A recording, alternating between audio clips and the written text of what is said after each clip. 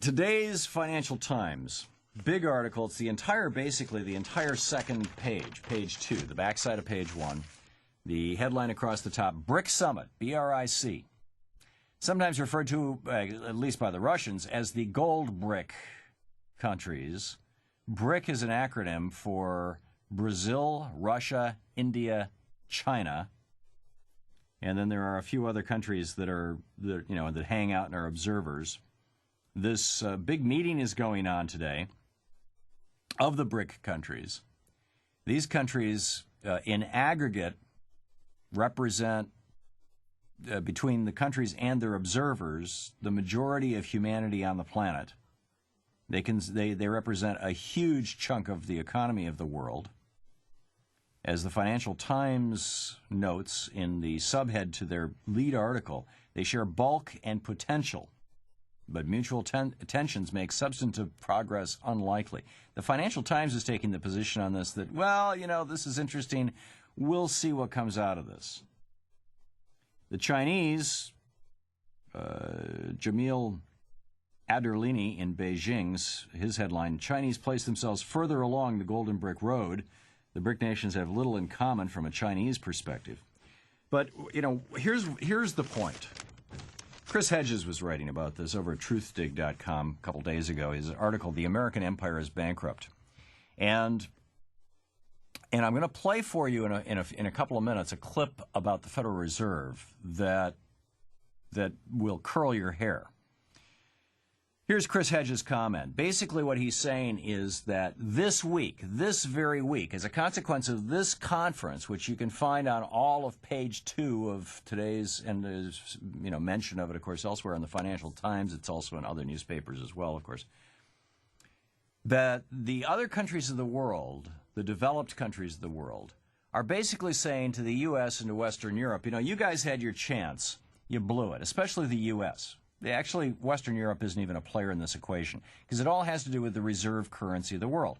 Whatever country controls the world's reserve currency, in other words, the currency in which all the major transactions are conducted and in which pretty much any transaction can be conducted, particularly oil, whatever country controls the reserve currency of the world can basically print as much money as it wants and not create huge amounts of domestic inflation and not have a disaster and not be subject to things like the IMF's requirements on smaller countries from Mexico to Argentina to Chile, etc., that they must do things like privatize their social security system and et cetera, et cetera. That we're not subject to that because we're a world apart. We are separate because we are the world's reserve currency. And Chris Hedges noting, and he's not the only one. In fact, at the bottom of the hour, Dr. Michael Hudson, who is the president of the Institute for the Study of Long-Term Economic Trends, is going to be with us.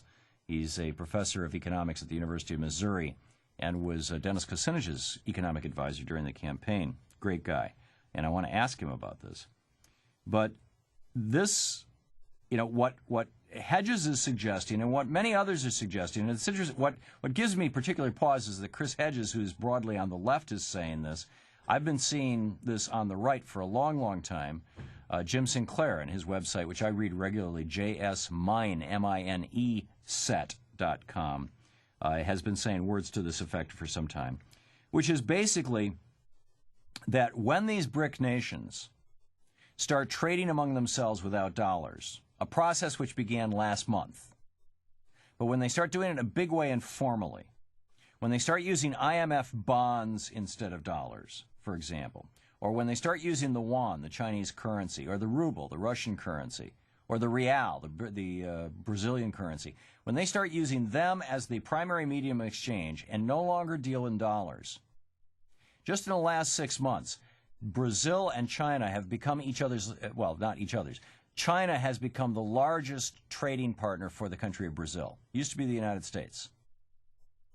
It's like we're fading into obscurity. This is the direct consequence of 30 years of Reaganomics, 30 years of totally flat-out screaming insane economic policies, which are going to benefit, which already have, in fact, which are benefiting a small class of very wealthy families in the United States and a small number of very, very powerful transnational corporations, probably fewer than 500.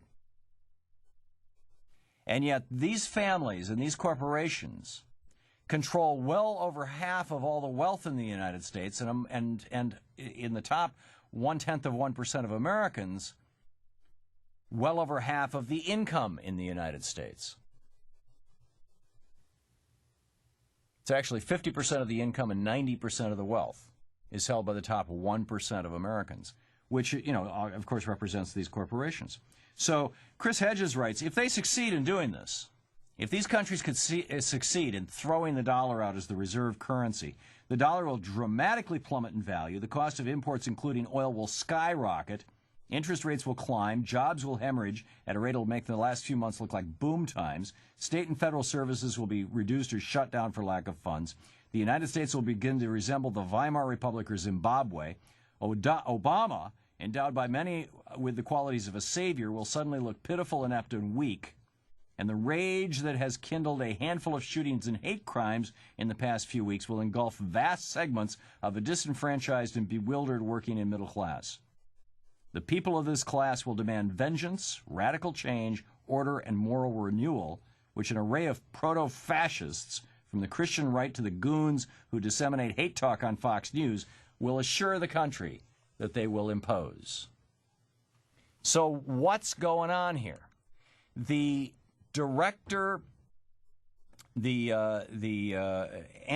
Alan Grayson,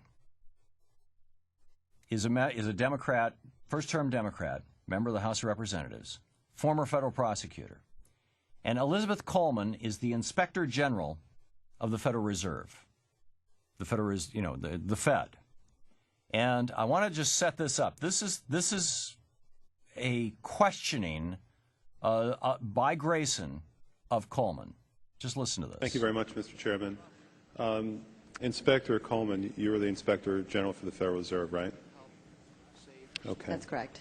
Have you done any investigations concerning the Federal Reserve's role in deciding not to save Lehman Brothers, which led to shockwaves that went through the entire financial system?